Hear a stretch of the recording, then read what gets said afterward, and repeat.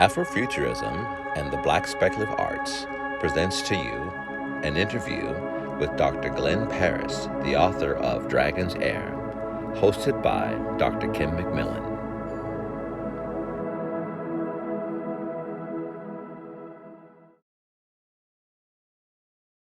Hello, everyone. I'd like to welcome you to Sci-Fi Afrofuturism with Dr. Glenn Parris, the author of Dragon's Heir.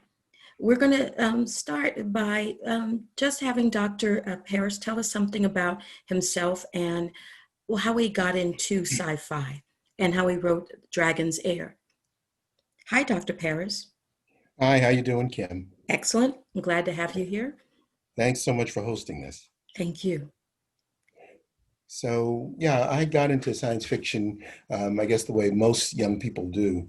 I started with comics, and I had a preference for Marvel comics when I was a kid, and then I graduated into science fiction novels when I was about 10 or 11, and it took off from there. And I still loved comics because I'm very visual in my imagination. And before I go on, I do have to pay homage to Chadwick Boseman, who lost his battle with cancer just yesterday. And it's been said many a time, but this kind of brings it home. You never know what people are struggling with every day that you see them. From what I understand, he has been fighting cancer for 4 to 6 years, which means that he was actually diagnosed and being treated during the filming of the Black Panther. And that performance, while sick, is a testament to his talent, his heart, and his passion for his art. And I think that we should all take a moment and recognize, the talent of this young man and the great loss to the arts. And he's played many a part. He's played Thurgood Marshall, he's played Jackie Robinson, he's played James Brown, but I got to give him the Wakanda salute for this, because he went so quietly, and it just wasn't on anybody's radar. He just never said a peep about it, and tried to help others while he was struggling himself. So, but anyway, so I'm sure that he and so many of us enjoy getting a little escape, a little fantasy, and imagining what we read in books and exploring, what if the story took a different turn? What if I were in the story? What if, another character was in the story? And I think that all young people will do this naturally. So I think it's a natural thing to tell stories or elaborate on stories or vary stories. The variations that people they bring from the context of their environment and their background, their culture. They bring that with them as they internalize and analyze the story and the characters and the motivations. It's always been a running joke that, when Black folks go to a movie theater, they're very noisy and they're always yelling at the screen. I think part of that is because they wouldn't do what the characters on the screen do. They would, take a completely different turn. They can't understand. I know I can't. I look at the screen, it's like, why on earth is he going down that dark hole? If everybody's running this way, why is he going that way? There are all kinds of things that, depending on where you're coming from, they just don't make any sense. And, that's my take on it as an African-American man, of a certain era. But I think that if you're Latinx, if you are Asian American, or if you are living in Japan or living in Korea or living in Thailand or wherever you may be, your take on motivation for why someone does it, the passion that drives you is going to be a little different. We talk about Afrofuturism, because as an African American, that's where I speak from.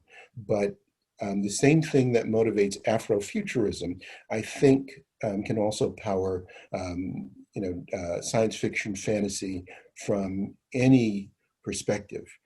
Hollywood is sort of inbred, and again, as a business, I don't think that that's so much a racist thing as it's a business thing. It's very, very expensive to make movies. It's expensive to produce books, and they go with things that already work. Things that have never been proven, never get tried. And unless they stumble onto something and then realize this is a gold mine, and then they throw all kinds of money at it. And I think that we're sort of riding, they realize how a lot of recent African-American horror and fantasy and science fiction have done, and they're willing to take a chance to get that kind of product and projects out.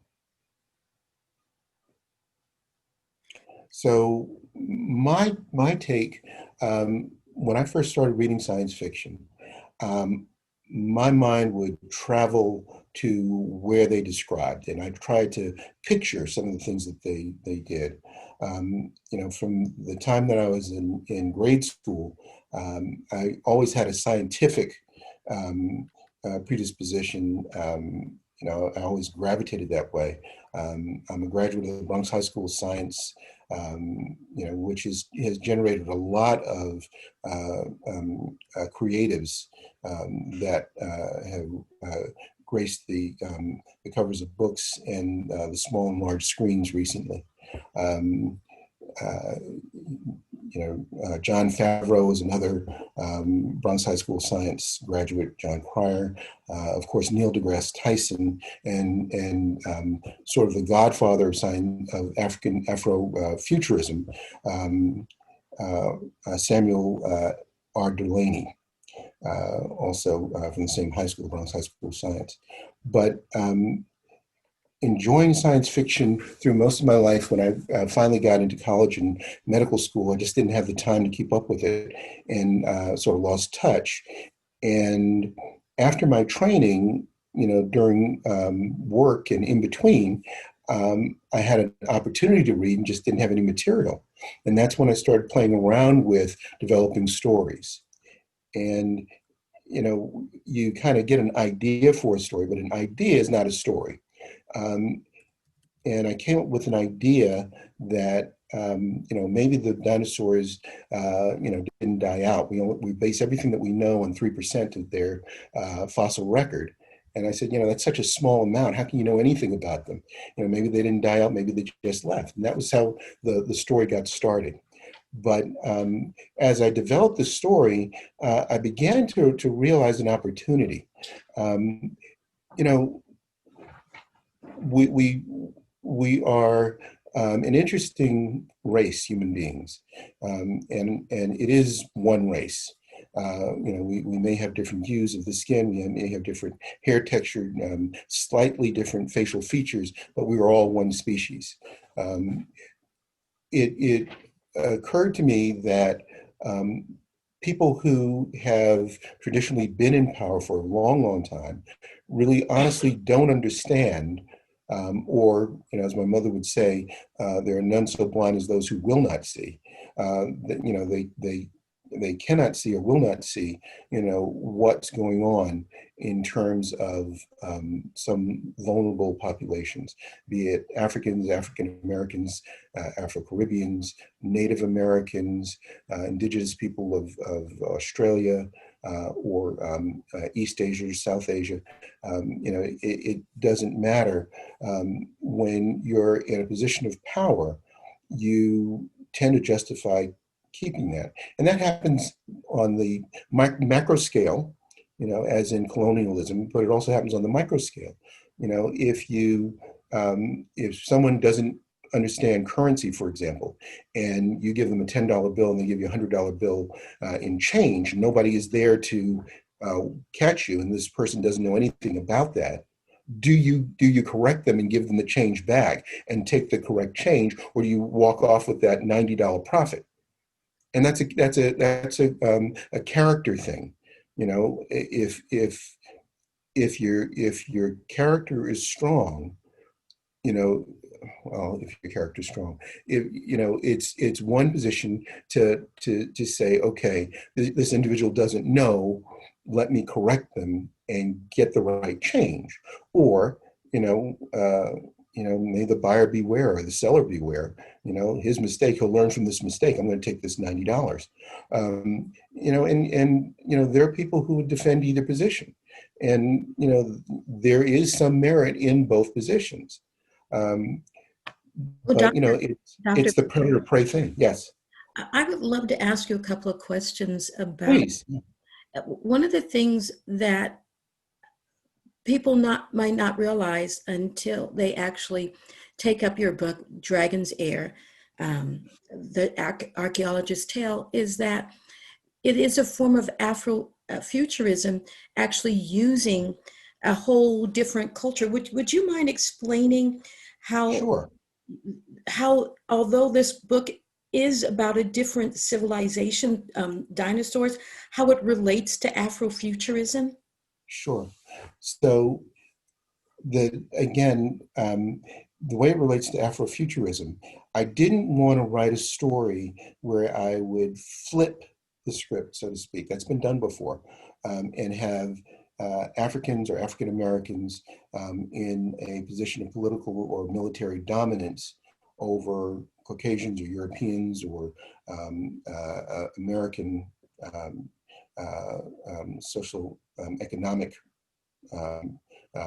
sales. But I wanted to demonstrate what it would be like if you had an incredibly powerful, almost invincible force that had no understanding of you and no interest in learning about you, who had benign or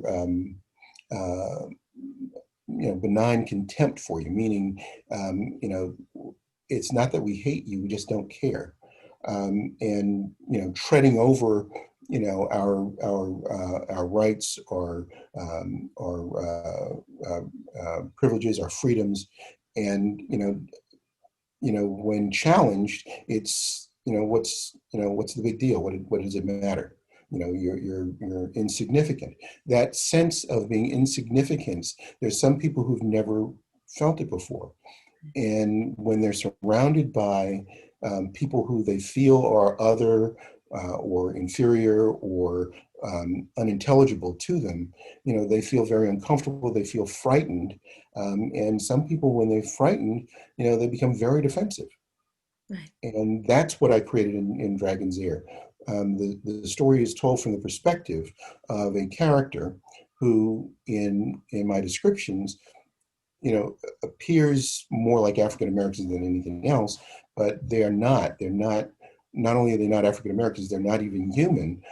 These are descended from a dinosaurian race of people that lived, thrived, and came to a spacefaring peak 65 million years ago. When the meteor struck the Earth, they felt that it would be too much work to rebuild the Earth, and meantime, they would have to struggle and live in conditions that they just weren't accustomed to. And they left, they evacuated. And they left us to, essentially to die. Well, we recovered and we evolved to fill their niche, and we evolved to look like them.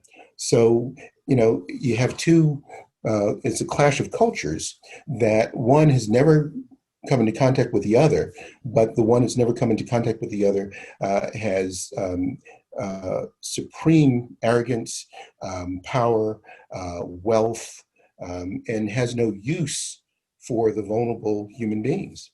And human beings who, particularly those who've never been in a position of vulnerability before, don't know, what they're up against, and they go, bounding in with, cannons and jets and battleships roaring, and they just have no clue that they're so outnumbered, outgunned, outpaced.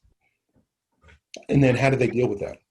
That's fascinating. And you know, it really represents a lot of what's happening in the United States right now. When you wrote the book, did you realize that you were going to have parallels to what we're experiencing now? I did not. I really did not. Um, I started this story over 25 years ago, and I had no clue. I mean, to tell you how poorly I could see into the future. When I wrote the book, it was in the early 90s. I didn't think that Bill Clinton was going to get a second term. So in the story, I actually had a different president take over in 1996. So no, I could not see the future then. Well, it's an alternative universe. And if you're reading that, do you think your book actually helps by the way you've situated this the idea of actually racism, prejudice towards a Yeah. group? So the way I thought I'd do it is I create a character. So the main point of view character, her name is Vitna. Vitna is an archaeologist. An archaeologist in a culture that has historical records that go back 100 million years is a worthless profession. And it's a profession that only an aristocrat, someone with money to burn, unlimited wealth and privilege could indulge in. Almost all the other people of her community are doing things that are necessary. They're engineers, they're economists, they're scientists, they're physicians. They are generals. They serve functional roles. She's the only one in this group who has this this privileged background that in her culture is completely worthless. But at the same time, she feels uncomfortable about this. So she's very self-conscious about her privilege, her wealth. She's embarrassed about being someone who has a talent that no one really values. It's like being an expert in calligraphy. You'll never make a living on it. But if your last name is Roosevelt or Kennedy or Getty or something like that, you don't need to make a living at it. You just want to be good at it because you want to be good at it. But she gets this golden opportunity. She gets captured by human beings in the form of the U.S. military. And although she's captive, she's afraid of these mammals. She doesn't know what they're going to do. Are they going to eat her? They're savages. They're unclean. It's all of the things that we have seen from a certain perspective when it comes to us, whether you're black or brown or yellow or a different religion, in certain settings, you're looked at with this xenophobic, jaundiced eye. So she's dealing with this, but at the same time, she's got this sort of Jane Goodall curiosity about how did they come to fill this niche? How did they come to stand upright on 2 feet? Develop grasping hands, develop this technology, this spoken language, spirituality, religion. How did all this happen?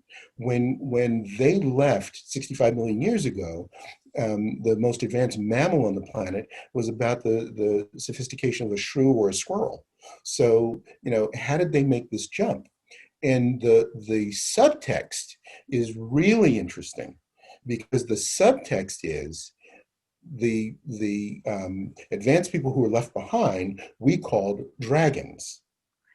And these people are considered very wise and very revered amongst Vitna's people, who are this, again, almost like the UN of different species. But this one particular species, some of whom stayed behind to try to rekindle the earth, they're being accused of engineering human beings. And from the perspective of the Ifalu, Vitna's people, if you are an engineered being, you're a toy, you're an android, you're not a full, sentient, enlightened being. So you don't have the same rights. And That's a really important point because I think during slavery time, we were not seen as human beings. We were seen as chattel. Right, we were seeing as chattel in terms of counting us during the census. African Americans were considered 3/5 of a human being, and even now, in the past 150 years that we've been free after the emancipation, Black men and women disappear. We are abused, and the court system has really not stepped in our defense the way they would for someone else. And that we're seeing right now in real time, how that hasn't changed uniformly. I would argue that it has changed quite a bit, but there's still this percentage, and I don't know if it's 2%, I don't know if it's 5%, but there's still this percentage of that old thought that you can abuse or harm certain people and get away with it, and that injury carries no consequence, and there's no conscience about it. So that's what I mirror in a lot of their attitudes, their discussions. There's this generalized acceptance and diversity, 400 different species that all get along, they interact, they have some friction, but they resolve it all because they're very intelligent and very enlightened. But they have this the concept of having mammals join in is anathema to them. They loathe mammals on a very basic level. The way we feel about insects and such, the way we feel about spiders and roaches is the way they feel about us.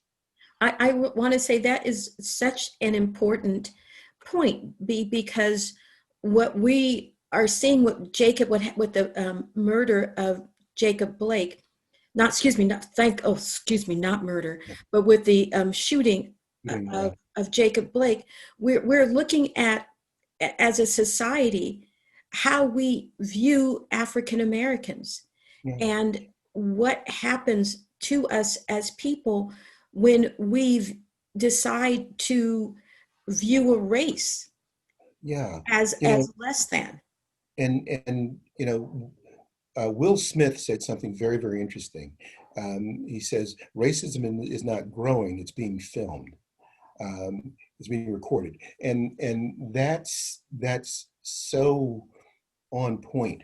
You see on one hand, a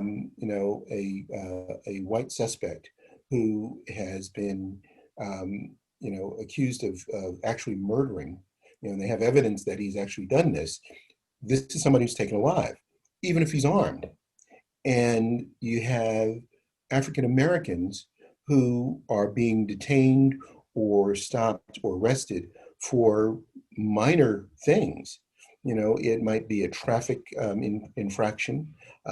Maybe they passed a bill that either they knew or did not know was counterfeit. They're illegally selling legal products on the street, like cigarettes. I mean, they're not illegal, but you can't sell them on the street. None of those things should carry the death penalty. Yes. Let alone a public execution, without due process. If you were going to, and then don't even get me started on that poor Tamir Rice, the 12-year-old kid who was shot in the park. Now, if you were going to compare your piece to what is actually going on in the world right now, what would you say would be the things that really stand out to you? Because there's a lot to me, especially with the use of the military, the use of people in power. But what would you say sticks out the most to you that we as a society have to change? It's very obvious in your book. The whole concept of regime change. So in the middle of the book, the Iflu, the visitors, have made some errors in their ship, and their technology is compromised, and they're actually working with limited resources, but they've got 65 million years or more of experience on top of us. A lot of the things that we're struggling through now, they've been through that over and over again. So, they know just how to, tap or nudge a civilization into making choices that are against its own interest. And we're seeing now, where we have certain powers that are manipulating, news, making us doubt what we see with our own eyes. We're the shock of certain things has gone on so long. Nothing surprises us. We're numb. And they learn to do those kinds of things.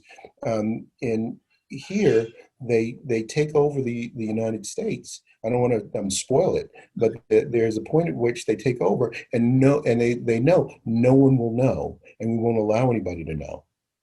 And you'll do what we say because we understand your political hunger, your political animals, and as far as you're concerned, as long as you stay in the game, that's all that matters. Your loyalty is not the most important thing to you people, and we understand that, and they use it.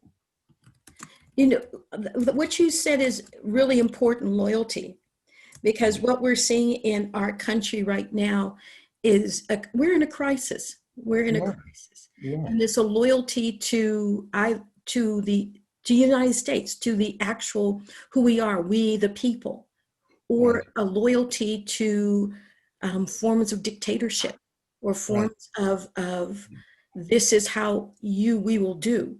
It's like, what do we do as a people, and what do we know is in the best interest of us? As a republic, as a nation, yes. Right now we're in uncharted waters.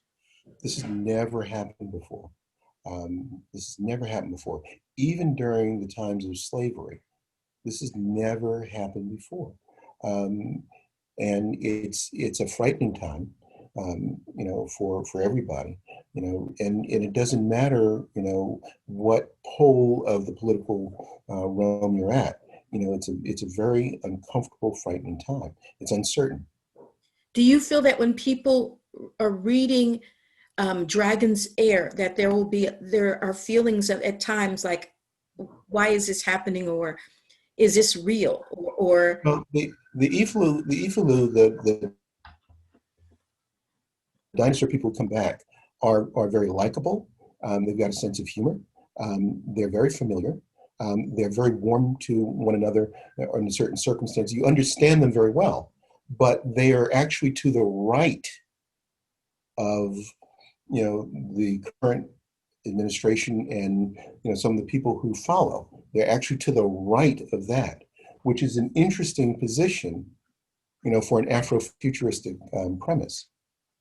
Yes, it's very interesting. By the way, we have a couple of people here. If you would like to ask any type of questions on science fiction, any form of science fiction, Afrofuturism, or standard science fiction, please do.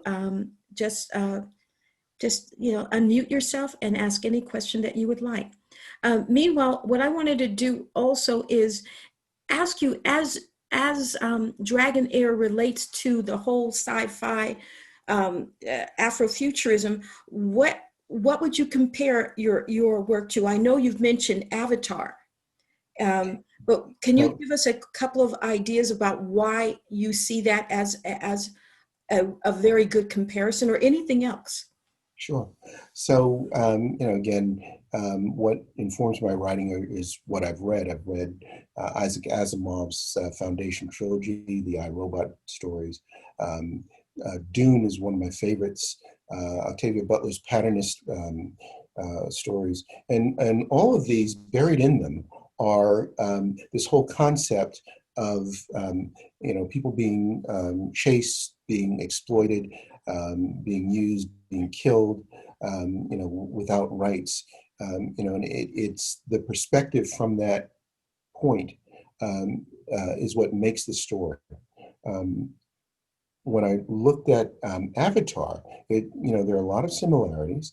It's sort of the mirror image Instead of going to this primitive planet called Pandora to get unobtainium, this very advanced culture comes to Earth basically to find a bucket of algae. That's really all they want. They don't need to disrupt very much. They're looking basically at refuse. They're looking for artifacts and reservoirs of material from their own time. And from their perspective, they already own the earth. They never gave up ownership. They've just neglected it. And they come back and they find a bunch of squatters derived from mammals. They're highly offended. So if these people look like African Americans, and they have a lot of African American culture is sort of embedded in what you see and what you hear, and none of it is predicated on European culture. It's completely independent, and they really just don't have any. They have no concern or respect for the culture that they've come and disrupted. Yes. They avoid human contact only the way one would avoid stepping on an anthill.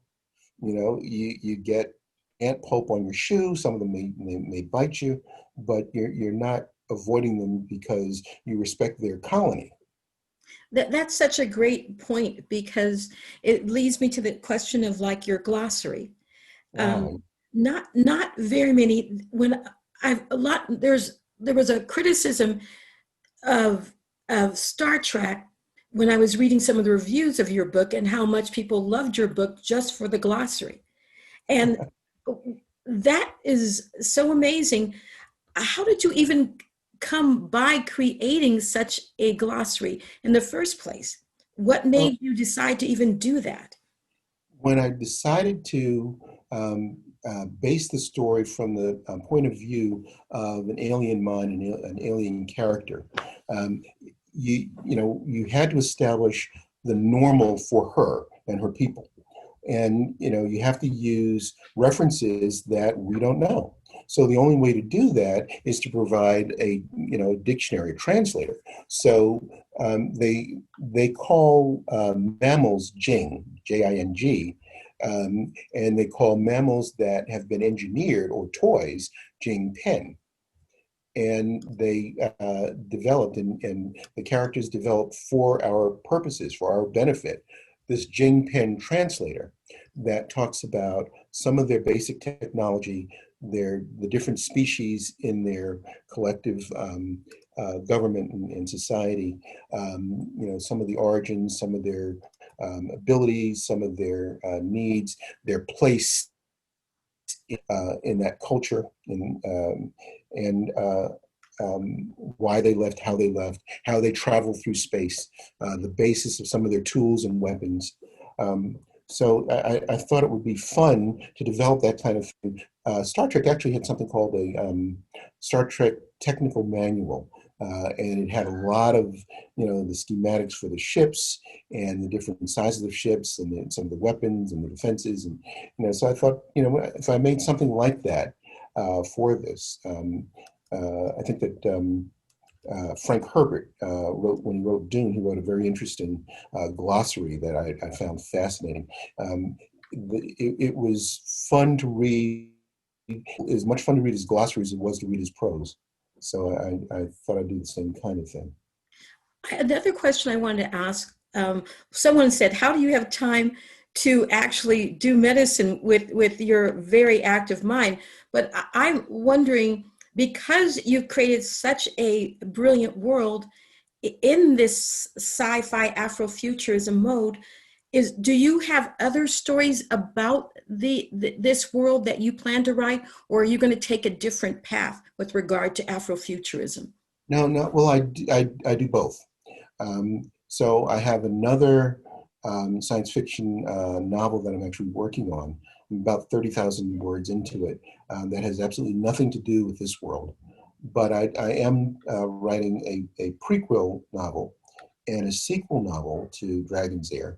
And I have about a dozen short stories that are either before, during, or after the story of Dragon's Heir, that speak to some of the peripheral characters or some of the preceding events that lead up to it, and some of the subsequent events that occur afterwards, because there are a lot of questions that are left begging after the story ends. Could you give us just a hint of that, or or would that be too much into the other? Oh, no. So in the prequel, 65 million years before Dragon's Heir, and just before they leave, they are trying to unify. So they're essentially working on a UN of their own, and trying to corral everybody into this organization, this global organization. And again, they're going through a lot of the growing pains that we've gone through in the last millennia. There are some cultures that are more advanced than others. This whole concept of first world, second world, third world cultures. How do we blend them? So they went through that. Sometimes when technology gets ahead of wisdom and morality, things happen. And they go through that as well. And over the past 65 million years, largely out of necessity, they solve a lot of the problems that we're still facing. Excellent. We had a question for you. It's how did you develop the world, and who and how you go about creating it once you start the process? Is it like, because you said took you 25 years to write the book, so is it like a daily write, a weekly write, or just write and tear up? What's that process in the development of this world? Write and tear up is really the best description of it. I can remember a few years ago, I was at a convention, and I go to the writer's track very frequently. And this little guy, a little older fellow, comes running up to me after a panel session. And he didn't know me, I didn't know him. He runs up to me and he says, "The most powerful key on the keyboard is the delete key," and then he kind of runs away. And I thought about that. I says, the delete key. And I realized that I'd heard this quote many times before: all writing is rewriting. And it just empowered me so much to know, if something has been out there, it's not been published, you can change as much of it as you want. It helped me, craft all my writing a little bit better. Just realizing I can tear apart or throw away whole pages, whole chapters, and redo them. That's excellent. I'm also curious about if you were going to talk about Afrofuturism in the context of science fiction as we see it today, has it changed from when we first started out with people like Octavia Butler? Also, they say that some of the very early writings, Invisible Man, was a form of Afrofuturism. Yeah, and it was. So James Baldwin was brilliant, and so was Octavia Butler, Maya Angelou, Richard Wright, and Samuel Delany, and all in their own rights. And each one of them spoke to an aspect of the African American human condition that took on an almost supernatural quality. Even though they didn't put in a lot of technical science fiction in their writing, it was very clearly taken to a level that was supernatural in some respects, but bound by the rules that have really tormented a lot of us for the past 400 years here. Oh, definitely. Like we think of someone like Toni Morrison, where she used a lot of magical realism. Yes. And it's in so many others. It's actually in your writing. So one of the stories that I'd like to share this with you. One of the stories that really fascinated me was when Star Trek first came out. within the first year, Nichelle Nichols, actually considered quitting. And she got a call from, reportedly from Dr. Martin Luther King. And Dr. King called her up and he urged her not to quit. And she explained to him, she says, you don't know what the pressures are like. You don't know how I'm treated. You don't know what I'm facing here. This is toxic. And he says, no, you must stay. You have to continue. And she says, why do you feel so adamant about it? He says, you represent the fact that we are going to be here in this civilization in the future. Excellent. And it was a profound observation on his part. And this is back in the mid-1960s. Star Trek was considered too cerebral for the general public. It almost didn't get made. And it's one of the few series in television history that actually had 2 pilots made. The first pilot, was rejected. They weren't going to make Star Trek. And they pushed it and they got a second pilot. They got it made. They didn't think that the show would make it. And, it became one of the most popular series in history. But they thought it was too cerebral for the public. They thought it was too much. I loved it. I loved it as a 12-year-old. Mm-hmm. And we have people like Jordan Peele writing right now. Oh gosh, Jordan Peele is a godsend. And that man is just brilliant. He's brilliant. The subtlety of the things that he puts in there. Once you've watched some of his work, and you watch more of it, you start to realize that's not an accident. That's not an accident. He'll say something and it seems like it's out of character. It's like, watch that, And I love watching his horror. Horror is not my thing, but he does it so incredibly well. Yes, and he's able to look at issues like for Lovecraft County. Yeah. And so Lovecraft was known to be a racist. He actually lived very early, like early the 20s. Yeah, the 1920s. Yeah. And so he wrote these horrors, but he was a complete racist. So the idea of Lovecraft County basically is staying out. It's a form of just the use of his name is a way of saying African Americans, you are not welcome. Right. And so I thought that was very brilliant. And well, go ahead. One of the interesting things, and he touches in it in his too. This is one of the things that I mentioned. If you have a vulnerable population that you need, it leads to certain decisions. You exploit them. If you have an indigenous population that you don't need, the choices are very different. You exterminate them or you remove them. The Trail of Tears. The indigenous population of the North American continent was reduced to, I'm sure it was under 10% of the original population. And it was by various means because they were in the way. And because they knew the land as well as they did, they wouldn't make for good slaves. African Americans didn't know the land, so they were brought here. They came from an arid environment. They were physically very strong. They had knowledge of farming. They had knowledge of fishing. They had, mechanical minds because they came from an educated background. Mathematics, engineering, technology, ironworking, woodworking. They had all these skills. So teaching them what you wanted them to do was relatively simple.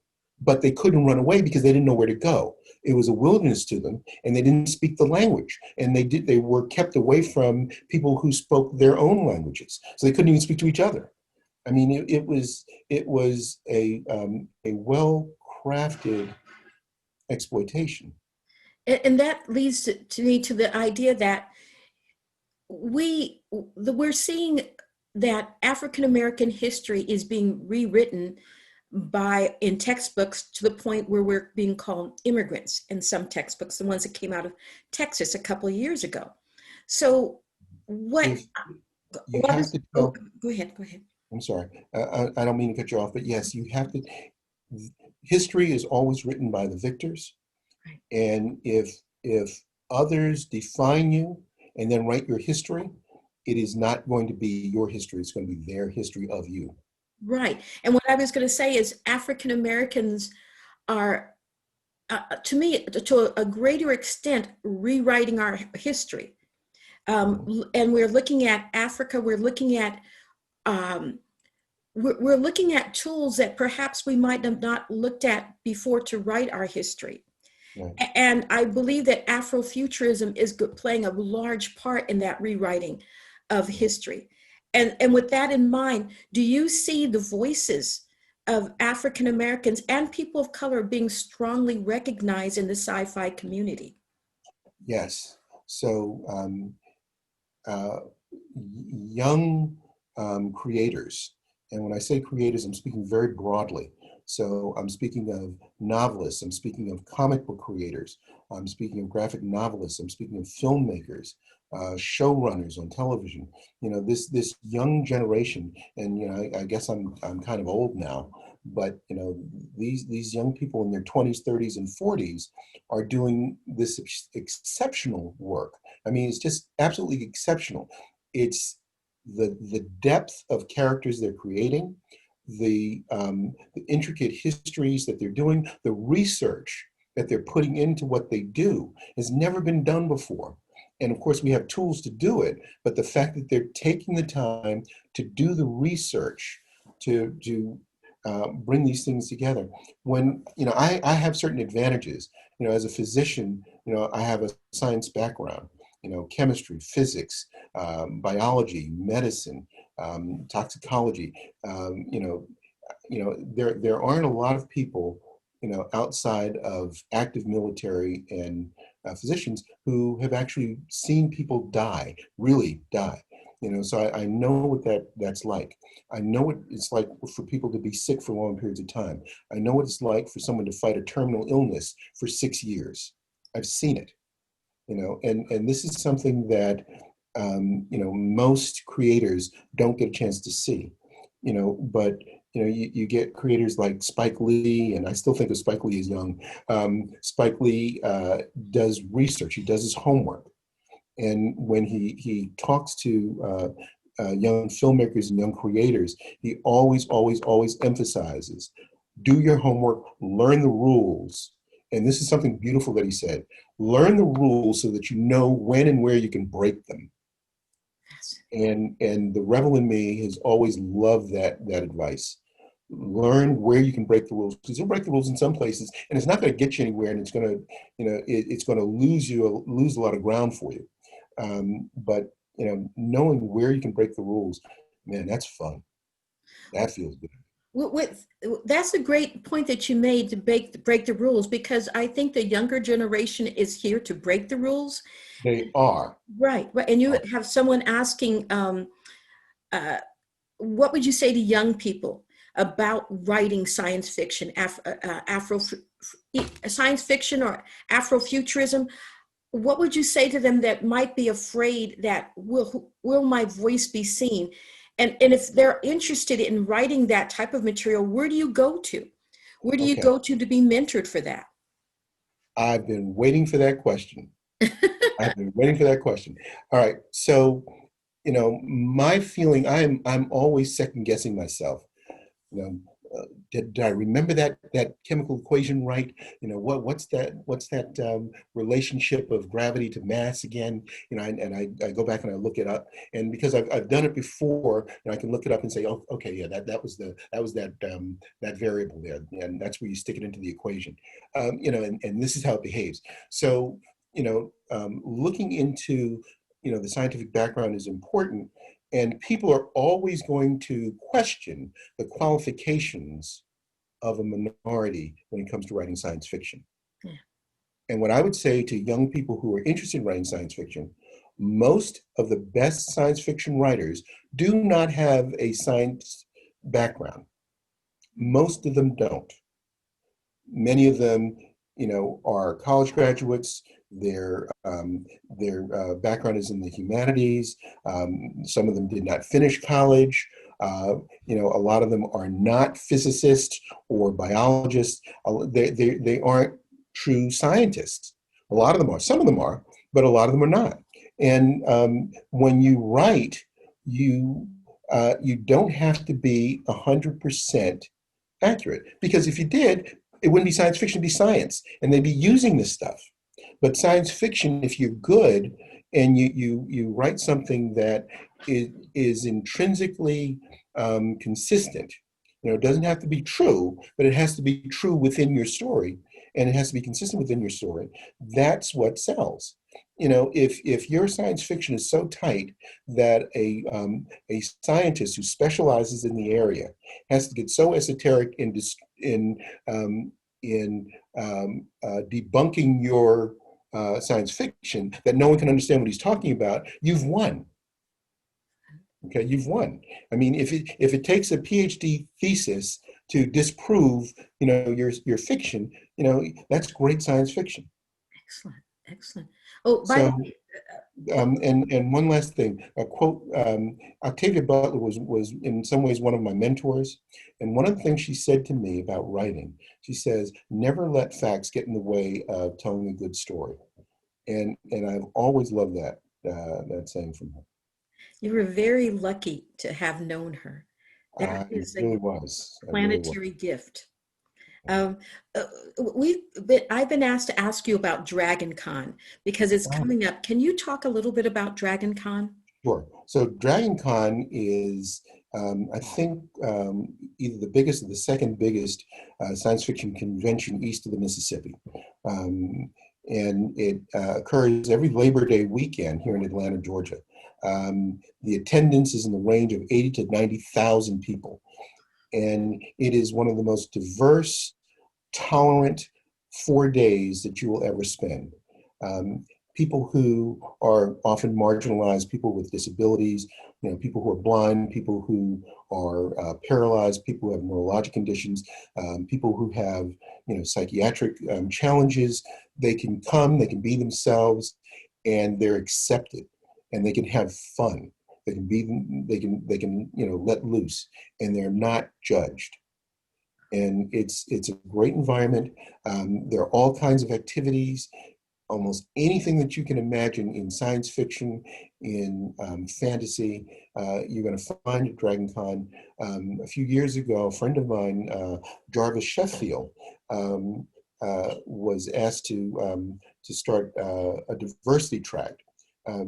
And in this diversity track, it lends to the voices of African Americans, Africans, Caribbeans, Latinx, South Asian, LGBTQ, all kinds of voices, Native American voices, voices that you rarely hear, and they're speaking from their own past, and they're not following, the strict rules or patterns or templates that so many science fiction and fantasy stories that have been told over the past 50 to 100 years have followed.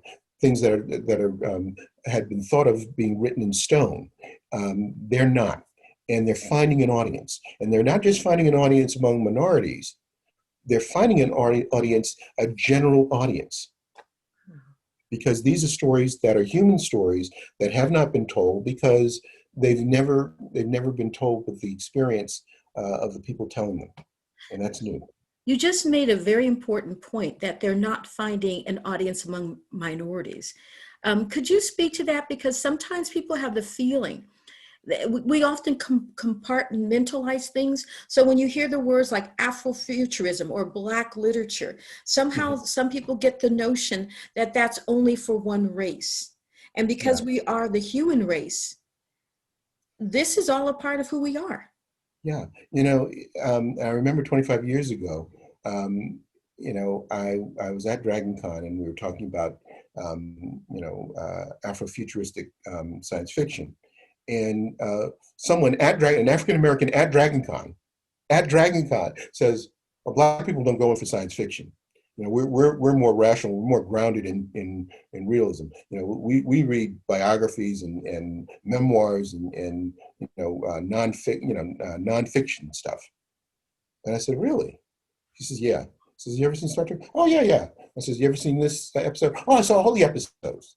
He says, well, what about Star Wars? You ever seen that? Oh, yeah, I've seen every single one. Says, okay, you ever read any of the books? Oh yeah, I've read all the books. What about the comic books? Oh man, the Avengers, Justice League, X-Men, Fantastic Four. So you've read all that. You realize that all that is science fiction. He says, yeah, but we don't do that. I says, why? Why don't we do that? And he kind of stared at me for a minute and scratched his head. And he says, so what's your book about? and we began to talk. But this thing where if you let people define you, you get that kind of individual. Oh, you people don't do that. That's too cerebral for you. That's not your thing. You don't understand science enough. You can't do that. Oh, okay, we can't do that. We'll have to do something different. Maybe comedy. Yeah, you can do comedy. Oh my goodness. If you were going to give yourself a favorite or a group of favorite science fiction books besides your own Dragon Heirs that you would say to people, you need to read this. Mm-hmm. If you're interested in science fiction, Afrofuturism, make sure these 3, 4, 5 books are read by you. Which books would you give out? Okay, so for Afrofuturistic science fiction, you've got to read Octavia Butler's Patternist series. That's a must.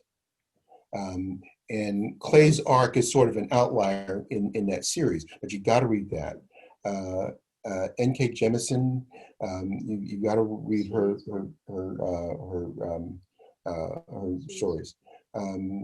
Cerise Rennie Murphy's Seekers, you got to read that. That series is terrific. And then there's a lot of there's a groundswell of indie writers. Milton Davis, for example, he's by training, he's a chemist. So he's got a science background. He writes terrific science fiction. He does not only science fiction, but he also does graphic novels. Jeff Carroll is another creator, and he's got a comic book series coming out.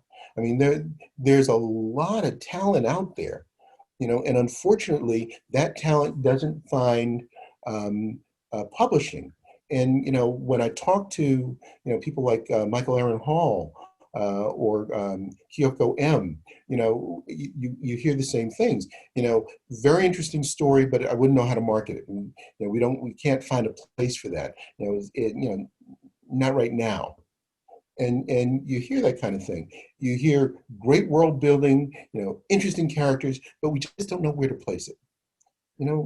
Again, we need to find our own place, market our own stuff, and develop our own stuff. There is a ton of underappreciated content that is ripe for development.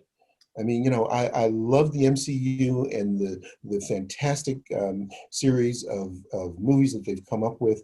I love the Star Trek and the Star Wars series. I was happy to hear that they are doing a second Avatar. I mean, all these things are fantastic. Matrix is one of my favorite movie series. We can do that. We've got that kind of stuff. It just needs to be developed. We've got the talent to perform it. We've got the talent to direct it. We've got the talent to shoot it. We've got the cinematography talent out there. It's there. It needs to be brought together. We need critical mass. Well, one of the things I want to say is we're going to do another one of these talks probably in September. And this time I want to bring in other writers, other sci-fi writers, so that we can really talk deeply about this in a very personal level of how these voices, particularly Afrofuturism, African American and writers of color who are writing sci-fi, need to basically honor that space. And I think probably there is that feeling of who's going to publish me. How will my voice be heard? And I think we as a community need to very clearly show support. Absolutely. We need to show support. Our artists are phenomenal. I mean, I've been checking out some of the comic book and graphic novel art, and I mean, it's museum quality artwork. Just unbelievable.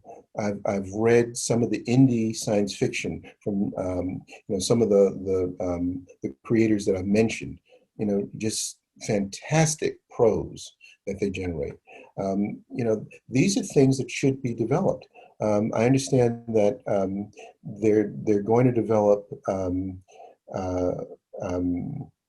Octavia Butler's Patternist series, and I was so happy to see that that was going to be done, and I'm sure that they're going to do it justice, because coming from the producers that are behind it, I know that they're going to do their homework, and I know that they're going to try and honor her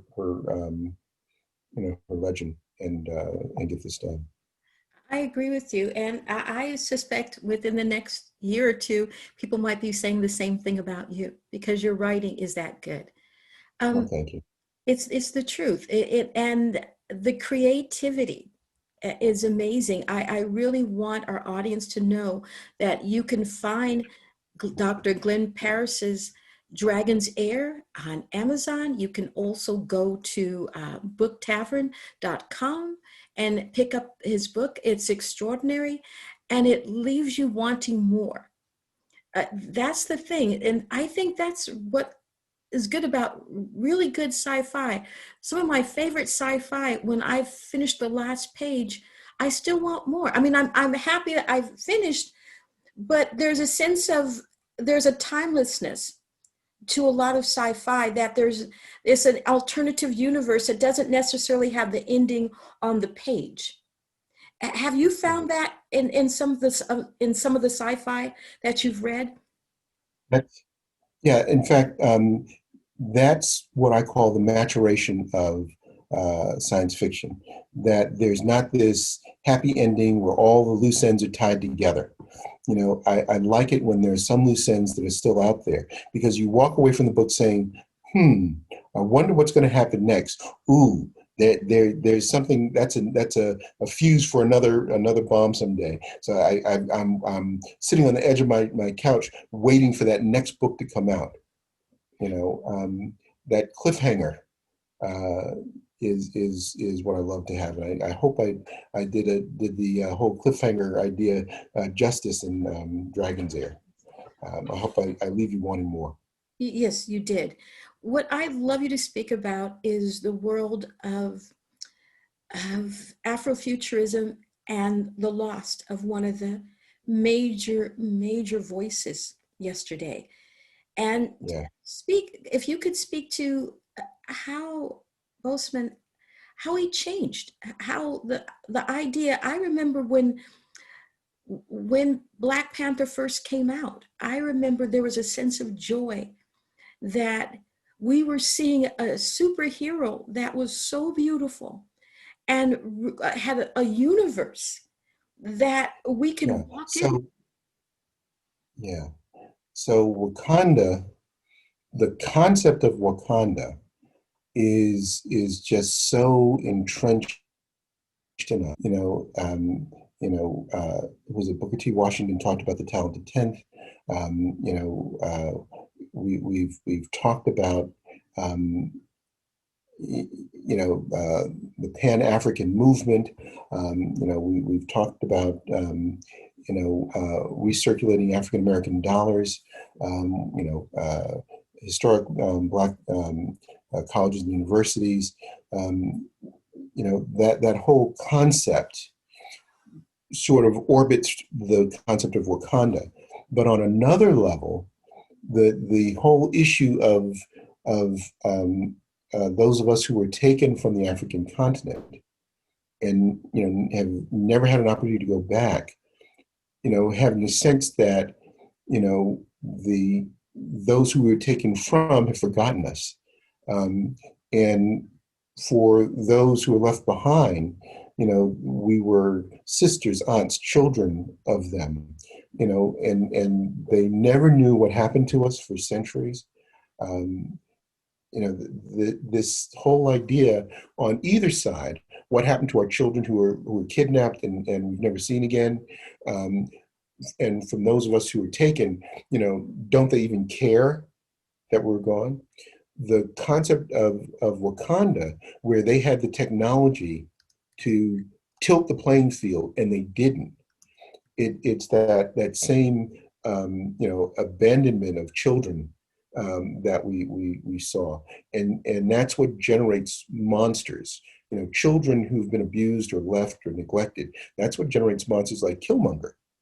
And when you get into positions of power like that, you want to burn the castle down, and that's what you saw in the Black Panther. It was just so rich in a lot of the unanswered questions and needs of our people on both sides of the Atlantic. I think it touches on a level that none of us expected, and it showed the world outside of the Western world, that too, but outside of the Western world, it showed who we were. And I think the character Shuri says to T'Challa in combat, show him who you are. And that whole movie showed the world who we are, what we can be. And I think it's, we kind of stand a little bit higher after that.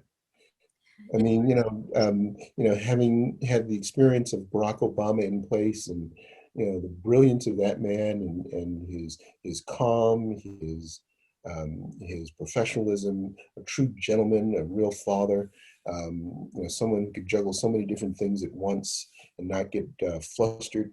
That cool. I think it changed a lot. I agree. You walk down the street and people were saying, Wakanda forever to you, even strangers. Yeah. It became a way of greeting for a lot of people, because there was there's a book called African Genius. I don't remember the author. Oh, well, but he talks about the fact that for centuries, African history was looked down at as not really having a point of contribution. Yeah. Right. What was contributed. And then they split off Egypt and said, well, those were not really African people. So although they had a great history, it really didn't belong to you. So there was Egyptian history started with the Ptolemies. Yeah, so it was very interesting that the thought process that gave the idea that African American history did not really develop.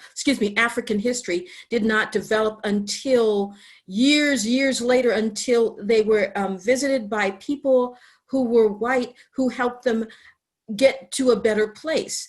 Yeah. And so the history that was before that was often discounted. When that history they're finding out now, what wonderful authors, I can't remember his name, but they're writing about that history in a way that it wasn't written about perhaps about 100 years ago, which is really good, actually. Well, one of the problems that we've had is that throughout American history, African American inventors, because we had no rights, we had no patents, and we had no claim on our own inventions. And our inventions belonged to the masters who got the patents and were credited by history as inventing that particular item or process. Yes. And so because we've been asked a question about who do you think is the best world building writer that is Black in science fiction now, besides yourself, of course. I don't even think of myself in the company of some of these other people, but N.K. Jemisin, I think, is one, and Samuel R. Delaney makes some really interesting devices in his stories. He talked about the web, and he essentially described Google back in the 70s and 80s. In my book Dragon's Heir, I describe it as 1996. It was the year of the rat. That has a reference to mammals and human beings. 2020 is also the year of the rat. I was actually born in 1960, which is also the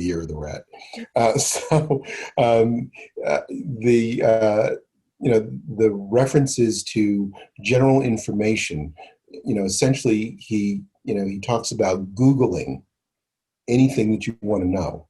It's a combination between Google, I guess, and Wikipedia. And he describes it so beautifully long before computers really got to the point that they could actually do that. Wow. Wow. Do you feel like the process of writing and putting your work out now, is it harder or easier than it was, say, in the time of Octavia Butler? It's Uh, harder. it's harder? Wow. It's harder. And it's harder because science is moving so fast now.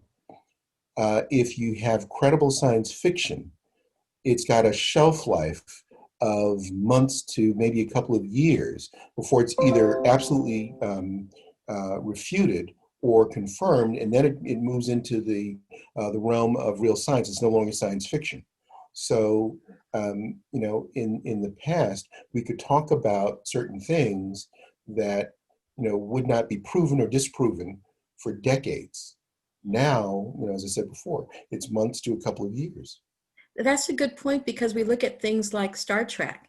Yeah. A lot of the things that were just a normal part of that Star Trek universe have become a part of our universe. Sure. Did you ever think when that you'd be opening a phone like they did in Star Trek? Yeah, I mean, here I am. It's 2020, and I've got a Dick Tracy wristwatch. Now, this is when you call me, I answer you on my watch. And there are times when I can't find my car. I'm notorious for getting lost in parking lots. But then I realize I have a tricorder. It's amazing. I can literally put a pin in where my car is. I can go to an event, whether it's a concert or a ball game, and I can't remember where I parked, and I can go to my map app, and it can guide me, back to my car in the parking lot. It's amazing. It is a totally different world now. I want to just talk about, because we're going to the point in history where we're going to have a voting time during a pandemic. Yeah. And I believe that's actually been written about, pandemics in sci-fi. It's been written in sci-fi so many times, and we're following that same thing. That theme is it's been done in the 40s, the 50s, the 60s, the 70s, the 80s, 90s, and as recently as just a year or two ago. Yeah. And what we're seeing is what we're on the verge of right now. And the people who are flaunting the mask wearing process as unnecessary fake news. This is no more than a bad flu or a cold. We'll get through this. All this it's all political. These are the people who are going to get us killed. These are the people who are going to keep this virus alive by providing hosts and asymptomatically spreading virus. And it's going to be with us for a long time unless we do what is natural. I mean, I thought about it a couple of days ago, and it's like if you sneeze or cough and don't cover your mouth, I can see almost everybody's grandmother slapping them beside the head, saying, "Cover your mouth when you sneeze or cough." I mean, that we were all raised with that. Why do some people not understand that covering one's face with a mask is protecting everybody around them, including loved ones? I have no idea about that, but what I find fascinating is your work as a rheumatologist. You actually have information on infectious diseases. Right. Yeah. So immunology, the umbrella of immunology, what you find under that umbrella is rheumatology, infectious disease, hematology, and then allergy. So a lot of the tools that we use to modulate inflammatory diseases and autoimmune diseases are things that they have looked at for management of COVID. So, I'm not involved in research per se on COVID, but I do see the logic of the use of some of our medications, hydroxychloroquine, convalescent plasma, which is a variation on intravenous gamma globulin that we often use, and so many of our other biologic medications. The technology is there. I think that we are going to develop some very, very interesting solutions to this, but they're not going to come quick, and they're not going to come without a few bumps in the road. So this is not going to be smooth as silk. This is going to be tough. And the best thing you can do is contain this pandemic. Do you see yourself? Do you see yourself writing a sci-fi after all of this is over, actually on something of this nature? You mean another pandemic like I wrote in Dragon's Heir? Sure, I can write it again. But no, but a different type, in the sense that this one is one that actually, there's a whole part of our society that doesn't believe it exists. Yes. This is a very, to me, unusual time. Yeah. That when it's like, yes, there are people dying, but no, just turn your head the other way. Yeah. And so that's very, very different. It's what interests me is so many of the people who think this is a hoax are the same people who would be preparing for the zombie apocalypse and, getting bomb shelters and, storing food and, getting prepared to, defend their compound, of the hordes of zombies or other somethings that try to breach the perimeter. But I think that a lot of people won't appreciate that this is real until they lose or nearly lose somebody close to them. And by the time we get to the point where everybody knows somebody who's sick, our infrastructure for healthcare will be overwhelmed by that point. Vastly overwhelmed. I just pray that something will come, or people will wake up, because I will be honest, I'd love to do an event with you in person. I would love to see audiences in person. And but it's still good, but it's just, we're learning a new way to live.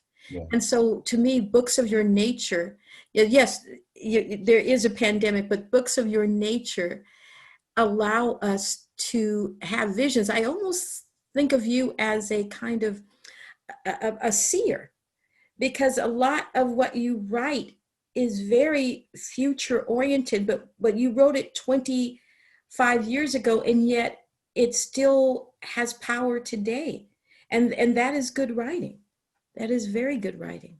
Well, that's what science fiction writers do, all science fiction writers. Afrofuturists, African-American writers, African writers, Afro-Caribbean writers, we do the same thing, but we extrapolate forward and backwards. So some Afrofuturists write about the past, alternative histories. We write about the present, alternative realities. We write about the future, alternative histories. And it all falls under the umbrella of Afrofuturism. And sometimes it's small scale, it's a personal alternative history or supernatural setting. And sometimes it's a macro fantasy or fiction, where the stakes are higher and they involve a whole community or a whole world or many worlds. Yes. Now, as I said earlier, we're going to do another one of these, and it's going to be with Afrofuturistic authors. And so could you give me a list of who would be your dream team of people that you would love to be on a panel with, just discussing Afrofuturism? I'm going to mess up her name, and I pray that she forgives me. Nnedi Okorafor, of course, N.K. Jemisin, Nolo Hopkinson, Kyoko M., Cerise Rennie Murphy, Milton Davis, Jeff Carroll, I'd love to sit with Dedrin Sneed, who is writing a graphic novel series featuring and sponsored by Nichelle Nichols. Of course, Samuel L. Delaney. I'd love to sit down and talk with him. But there's so many. Jesse Hollins is written for Marvel. Steve Barnes has just written something for Marvel. There are a bunch of, we're getting to the point where it is critical mass. A lot of filmmakers are beginning to write novels.